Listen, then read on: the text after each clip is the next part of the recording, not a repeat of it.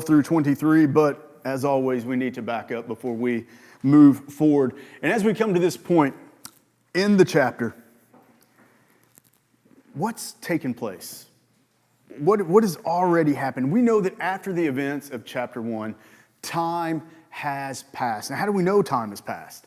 Because we're told that the king, his anger has settled. And do you recall what he was angry about? The king is all about his pride, all about his ego, all about his kingdom and the power he has over it.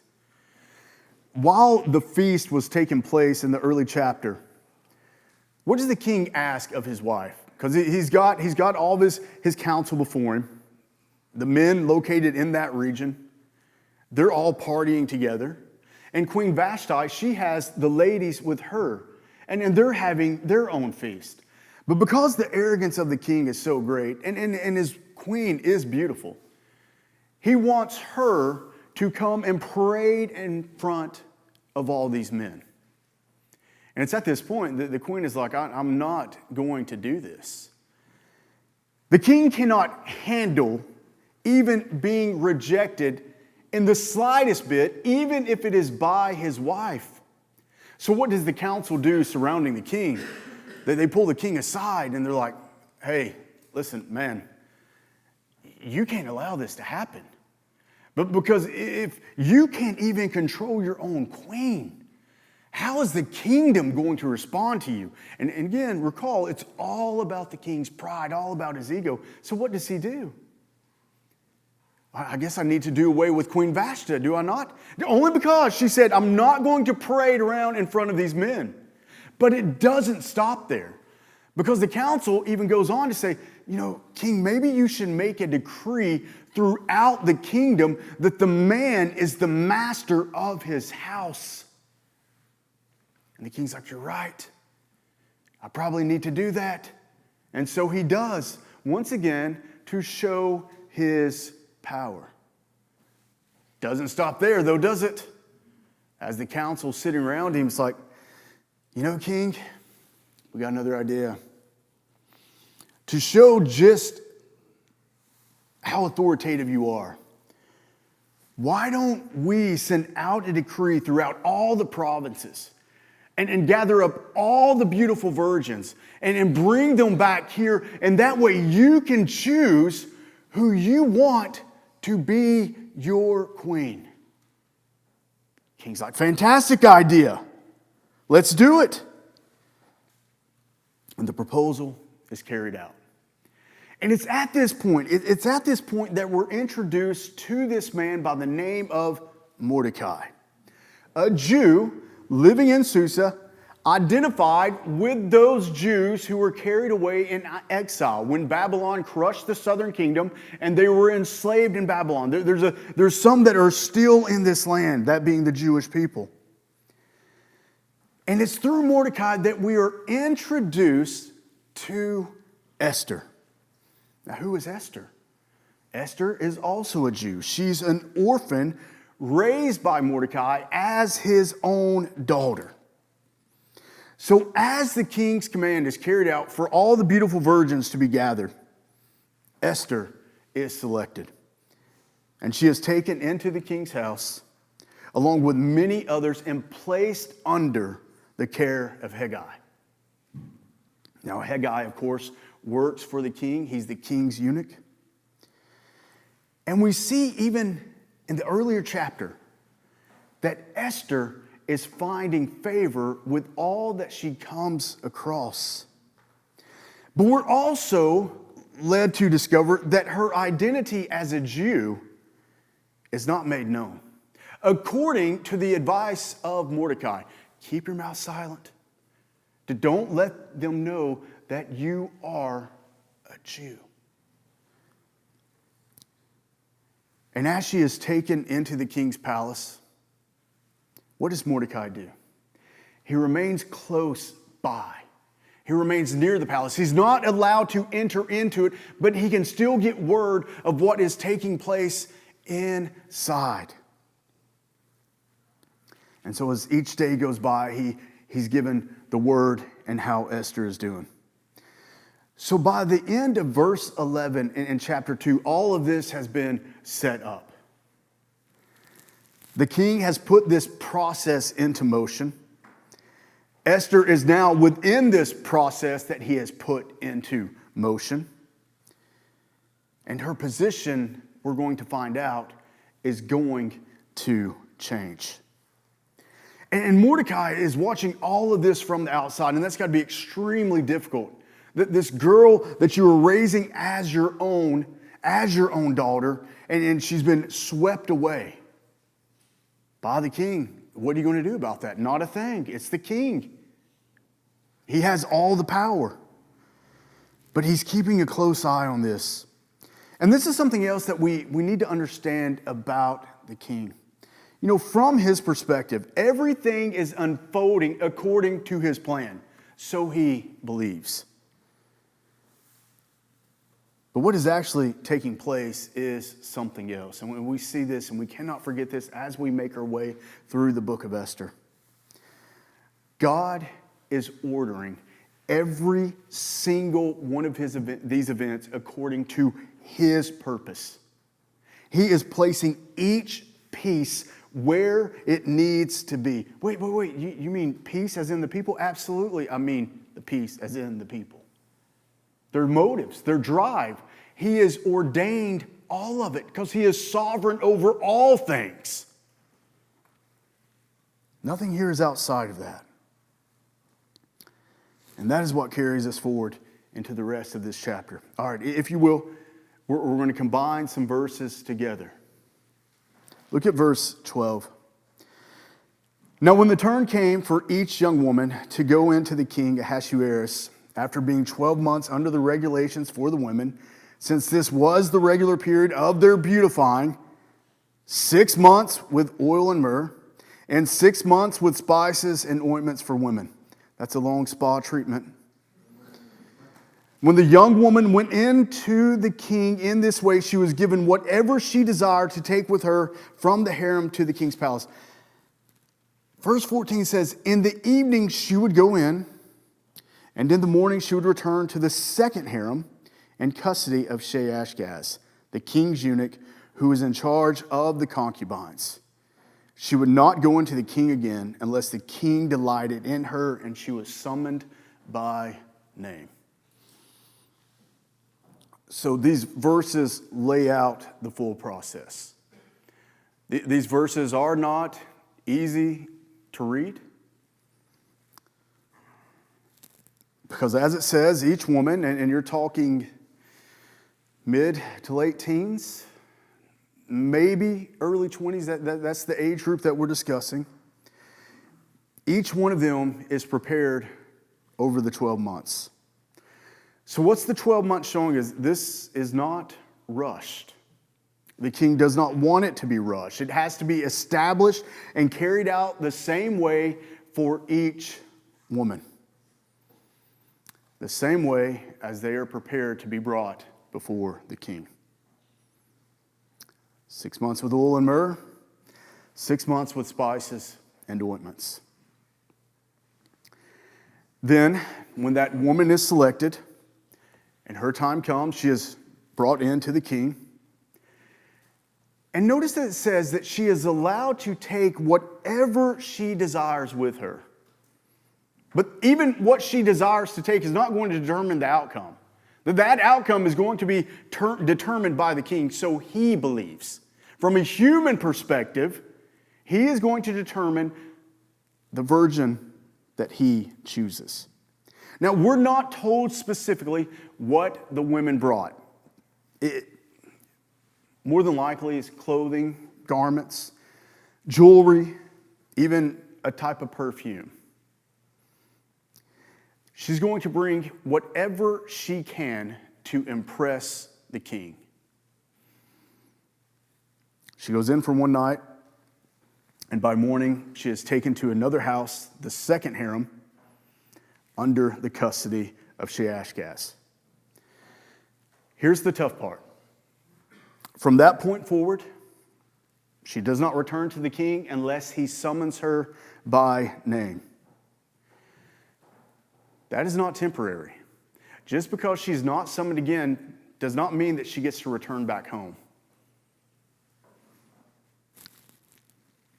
They remain in the king's household under his authority, whether they are ever called for again or not. It's ordered, but it is impersonal. And that is the environment that Esther has been brought into. So if you will, let's look at verses 15 and 16.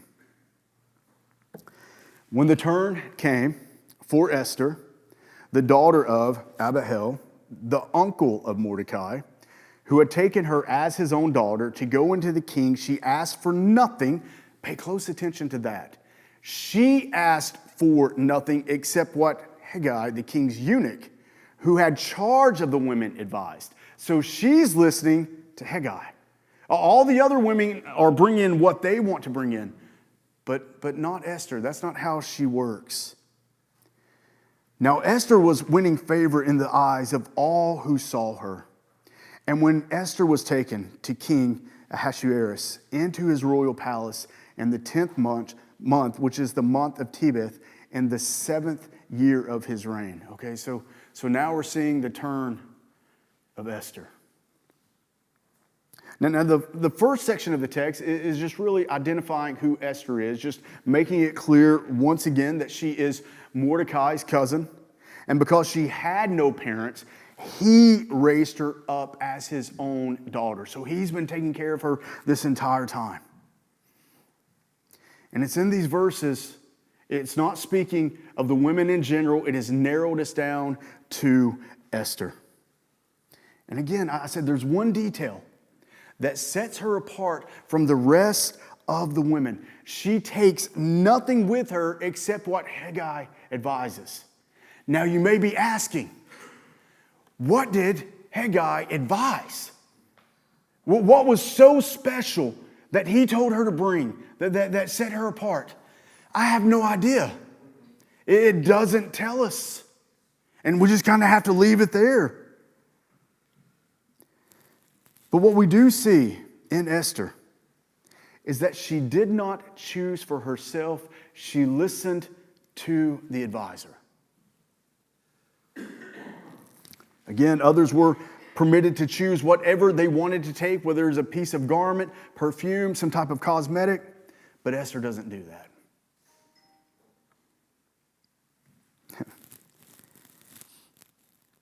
She finds favor. But not only with Hegai, but in the eyes of all who saw her. There is something about her that sets her apart. God created her for this very moment. He created her to set her apart from the rest of the women. Was there anything that she could have done to please the king? No. Again, we're seeing the sovereign hand of God at work in this woman. But not only in this woman, but everyone surrounding her, you see God's hand at work by way of them looking at her and saying there's something different about her. And you're saying, but they're not believers. It doesn't matter. God works however He wills to work to bring about His purpose, to bring about His glory.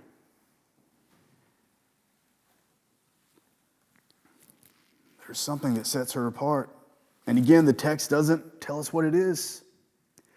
It simply presents it as the pattern that we're going to see. She is received with favor again and again without any explanation, just the Lord's hand at work. So there she is, brought into the king. The time has been noted. It's been chronicled. The 10th month, the 7th year of his reign. So this is a literal fixed moment in history where this event takes place.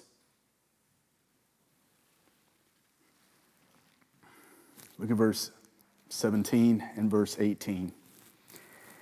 We are told the king loved Esther more than all the women, and she won grace and favor in his sight more than all the virgins, so that he set the royal crown on her head and made her queen instead of Vashti.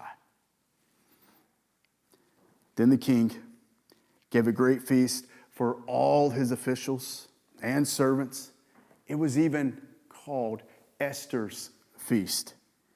He also granted a remission of taxes to the provinces and gave gifts with royal generosity. So we're seeing the outcome play out before us. The king has set Esther apart above all the rest. We don't know how many, but he has set her apart. This Jewish girl has been set apart. And then we even see that the text repeats itself, right? It repeats itself. And the result is clear in what has taken place. He places the crown upon her head. She is now Queen Esther.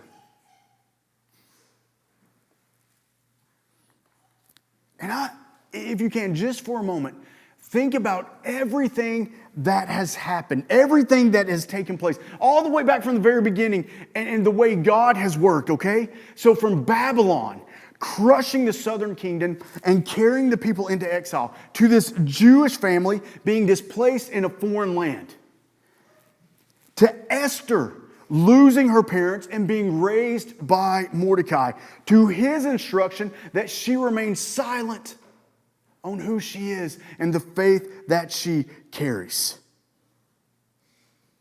to her being taken into the king's house, and now repeatedly finding favor above all the others. Please don't miss out in the sovereignty of the Lord and what He is doing in this entire process.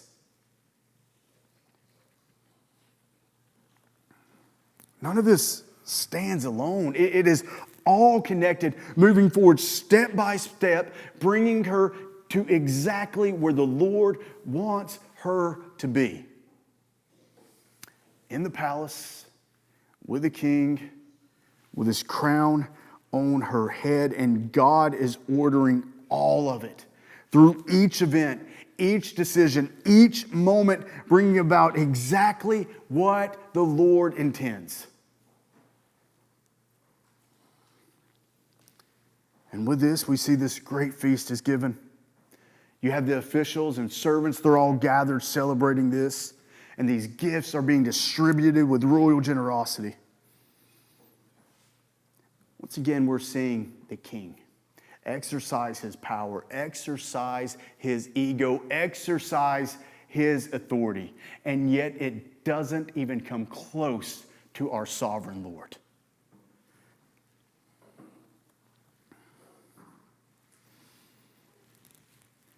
Esther is placed where she could have never placed herself. Never. What appears to be the decision of the king is not ultimately governed by him. God is ordering these events. Now, if you will, look at verses 19 and 20. Now, when the virgins were gathered together the second time, I hope you find this entertaining, right? But because I want you to think about where the Lord has placed Mordecai. This entire time he's been sitting at the gate at the palace trying to listen and find out what's taking place with Esther. He's placed himself here yet again. And remember, inside this church, we do not believe in what word? That word being a coincidence. That word does not exist. Biblically, that word makes absolutely no sense. It is God's sovereignty. So this is the norm for Mordecai, and he's thinking he's going to be doing the same thing, listening, trying to find out what's taking place with Esther. Now, when the virgins were gathered together, I think I already read that. We're going to read it again because it's important for us to review Scripture. Now, when the virgins were gathered together the second time, Mordecai was sitting at the king's gate. Esther had not made known her kindred or her people, as Mordecai had commanded her, for Esther obeyed Mordecai just in which she was brought up by him. Now, again, this thought may enter your mind. Wait, why were the virgins gathered a second time? That's the same answer. I have no idea. We're not told. But it's just simply showing us the process within the king's house was continuing. But what we're seeing in these verses, we're seeing Mordecai and Esther being brought back together again. After everything has been established, she's now a queen. So here we have Mordecai sitting at the king's gate. This places him right within the proximity of the palace where he's been hanging out. And it's repeating itself. Esther still has not made herself known, her faith or her bloodline. But the text adds something even further. Even with this newfound power, even with this new title that has been given to her, there's a humility about her. She continues to follow the very instructions of Mordecai even after becoming queen, just as when she was brought up by him. And you know, humility is a gift also from our sovereign Lord. And it's a gift that every single believer should have. So we are seeing this humility in her.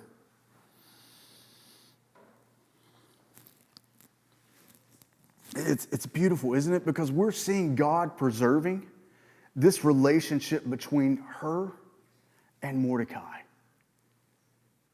Because she could have been swept away in all this. She could have been thinking of herself as better than. But the Lord is preserving that relationship. So not only is he preserving that relationship, but he's holding this pattern in place. And he's going to use this relationship to save the Jewish people. So Mordecai is at the gate, close to the palace, but still outside it. And look at verse 21 through 23, if you will. In those days, as Mordecai was sitting at the king's gate, you kind of wondered how long. How long did he sit there? Was it hours on end? What was this like? What was his day like? When you get up in the morning, go sit at the gate, take a lunch break, and then go back and sit at the gate. We don't know. Doesn't tell us, but here he is sitting at the gate. And then we have Bigthan and Teresh, two of the king's eunuchs who guarded the threshold. They became angry and sought to lay hands on King Ahasuerus. Look at verse 22. And this came to the knowledge of Mordecai. And he told it to Queen Esther, and Esther told the king in the name of Mordecai. When the affair was investigated and found to be so, the men were both hanged on the gallows, and it was recorded in the book of the Chronicles in the presence of the king. Wait, what? But by way of the Lord, having Esther taken from Mordecai, placed into the palace, this is going to push Mordecai to be concerned with Esther. And as he's sitting there, he's hearing two of the king's eunuchs who are angry at him. Why are they angry? Don't know that either. But it was something that angered them to the point to what are they doing? They're trying to figure out a way, to scheme a way to kill the king. And lo and behold, Mordecai hears this. He gets word of this.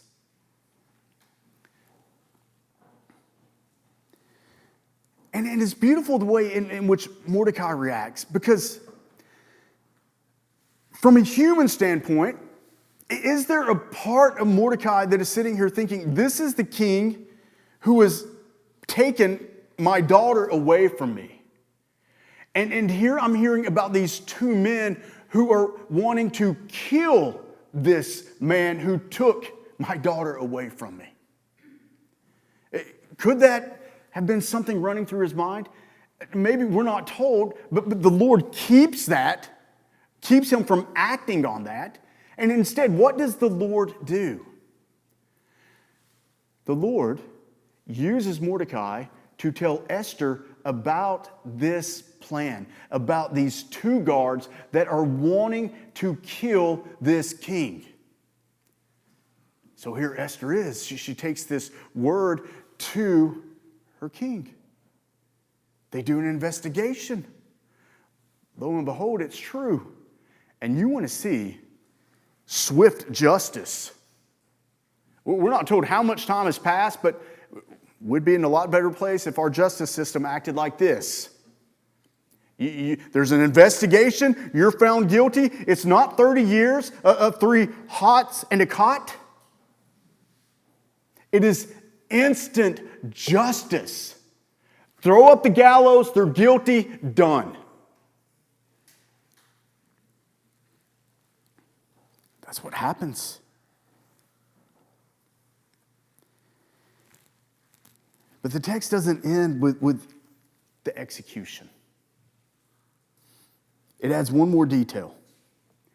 This event is recorded in the book of the Chronicles in the presence of the king. Now, please don't get this confused. It's easy to do. Sit there and think, First and Second Chronicles, right? No, it's not what this is talking about. This is a different book of Chronicles. This book of Chronicles is the royal record in the Persian court where events were written down in the presence of the king. So this is a real event that took place. It was recorded. It exposes a plot against the king using the information coming from Mordecai. All of this was penned.